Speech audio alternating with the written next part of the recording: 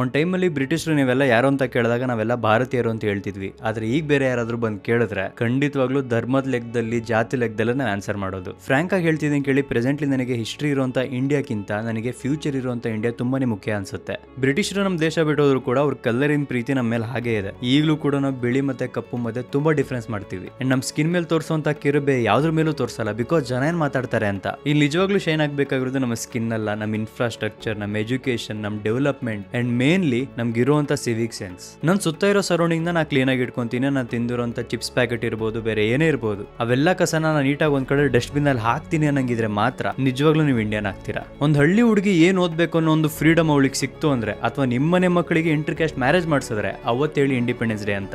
ಯಾವತ್ತೊಬ್ಬ ವ್ಯಕ್ತಿನ ಒಂದು ಕ್ಯಾಶ್ ನೋಡ್ದೇನೋ, ಒಂದು ವ್ಯಕ್ತಿತ್ವ ನೋಡಿ ಬೆಲೆ ಕೊಡ್ತೀವೋ, ಯಾವತ್ತೊಬ್ಬ ವ್ಯಕ್ತಿಗೆ ವೋಟ್ ಹಾಕ್ಬೇಕಾದ್ರೆ ಒಂದು ಜಾತಿ ನೋಡ್ದೇನೆ, ಅವನ ಹತ್ರ ದುಡ್ಡಿಸ್ಕೊಳ್ದೇನೆ ಅವನಿಗೆ ಹಾಕಿದ್ರೆ ವೋಟು, ನಾವು ನಿಜವಾಗ್ಲೂ ಉದ್ದಾರ ಆಗ್ತೀವಿ ಅಂತ ವೋಟ್ ಹಾಕಿದ್ರೆ ಅವತ್ತು ಹೇಳಿ ಇಂಡಿಪೆಂಡೆನ್ಸ್ ಡೇ ಅಂತ. ಖಂಡಿತವಾಗ್ಲೂ ಅದಾಗಲ್ಲ ಅಲ್ವಾ? ಇವೆಲ್ಲ ಬದಲಾಗ್ಲಿಲ್ಲ ಅಂದ್ರೆ ಒಂದು ಕೈ ಸತ್ಯ ಹೇಳ, ನಿಜವಾಗ್ಲೂ ನಿಮಗೂ ಕೂಡ ಅನ್ಸುತ್ತೆ ಇಂಡಿಪೆಂಡೆನ್ಸ್ ಸಿಗೋಕ್ಕೂ ಮುಂಚೆನೆ ತುಂಬಾ ಚೆನ್ನಾಗಿದ್ವಿ ಅಂತ. ಇಂಡಿಪೆಂಡೆನ್ಸ್ ಡೇದು ಸ್ಟೇಟಸ್ ಹಾಕ್ತೀರಾ, ಫ್ಲಾಗ್ ಹೋಸ್ಟಿಂಗ್ ಮಾಡ್ತೀರಾ, ಸೆಲೆಬ್ರೇಟ್ ಮಾಡ್ತೀರಾ, ಎಲ್ಲ ಖುಷಿನೇ. ಇದೆಲ್ಲ ಆದ್ಮೇಲೆ ಒಂದು ಕ್ವಶನ್ ನೀವೇ ಕೇಳ್ಕೊಳ್ಳಿ, ನಾನು ಈ ದೇಶಕ್ಕೆ ಏನ್ ಕಾಂಟ್ರಿಬ್ಯೂಟ್ ಮಾಡಿದೀನಿ ಅಂತ. ಕಾಂಟ್ರಿಬ್ಯೂಟ್ ಅಂದ್ರೆ ಒಂದು ನೆಕ್ಸ್ಟ್ ಲೆವೆಲ್ ಕಾಂಟ್ರಿಬ್ಯೂಷನ್ ಅಂತಾನೆ ಅಲ್ಲ. ನಿಮ್ ಸುತ್ತ ಇರುವಂತ ಕಸನ ಒಂದ್ ಕಡೆ ನೀಟಾಗಿ ಸ್ಟೋರ್ ಮಾಡೋದು ಒಂದು ಕಾಂಟ್ರಿಬ್ಯೂಷನ್.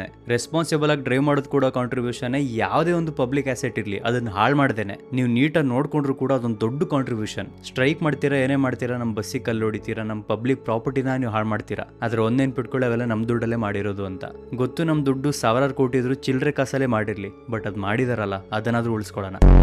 ಇಂಡಿಪೆಂಡೆನ್ಸ್ ಡೇ ಬಗ್ಗೆ ತುಂಬಾ ಜನ ಇನ್ಫಾರ್ಮೇಟಿವ್ ವಿಡಿಯೋಗಳನ್ನ ಚೆನ್ನಾಗಿ ಕೊಟ್ಟಿದ್ದಾರೆ, ಬಟ್ ಈ ವಿಚಾರದ ಬಗ್ಗೆ ನಿಮಗೆ ಹೇಳ್ಬೇಕಂತ ಅನಿಸ್ತು, ಹೇಳಿದೆ. ಸೊ ಹ್ಯಾಪಿ ಇಂಡಿಪೆಂಡೆನ್ಸ್ ಡೇ, ಜೈ ಹಿಂದ್.